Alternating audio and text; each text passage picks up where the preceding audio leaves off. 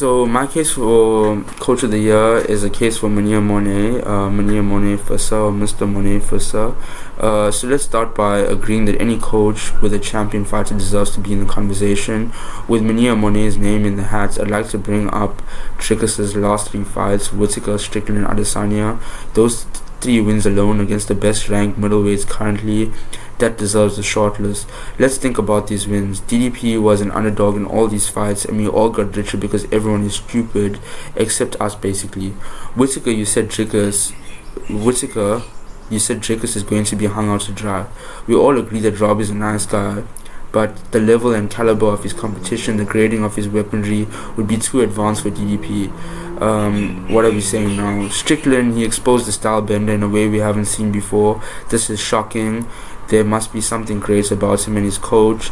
Those crab shell jabs are so legendary. The half of what fake teeps, poor push kicks are off the guards. And oh wait, don't forget about the fully shell. He was the first to do it in MMA. Don't forget about that, Ken. That's why I'm Coach of the Year, Ken. Don't forget to say that, Ken. Hearing this from the bleachers, not long before I hear Dog Bender pop off. He is the type of person to introduce himself as GOAT of MMA at your grandmother's book club. Super corny, but nevertheless, he had a lot to say, very much totally out of touch with the culture, which now sees him sidelined and ridiculed. It can be frustrating. What's more frustrating is that he literally cannot threaten shit. He can't play gangster with me. We all know he loves to though. That fight with Dricus, which we all were nice, it's great, but it really tarnished his legacy. I think Izzy fighting Dricus and losing to both him and Alex after saying the things he said, there's little hope of recovery. He knows he has to go out and defeat Sharo, dare I say, even comes out in a spectacular fashion that I just don't see him being able to do. Decision winning is not going to do it. Izzy has lost his spark, and I really hope it's not true. I really hope he hears this and comes back and destroys people and retains his place in MMA history. For now though, his head and his coach's head are firmly on the back of MORNE's horse. What he did to promote Dricus's, and I'm talking about Coach MORNE here, what Coach MORNE did to promote Dricus's offensive gifts over Izzy's existing strong points, how he used Israel's own game plan to enforce his own strategy. Watch that fight. That was all part of their master plan. It's the crazy thing. They were playing with their food the whole time. I've said it many times that MMA isn't about getting hits in the face.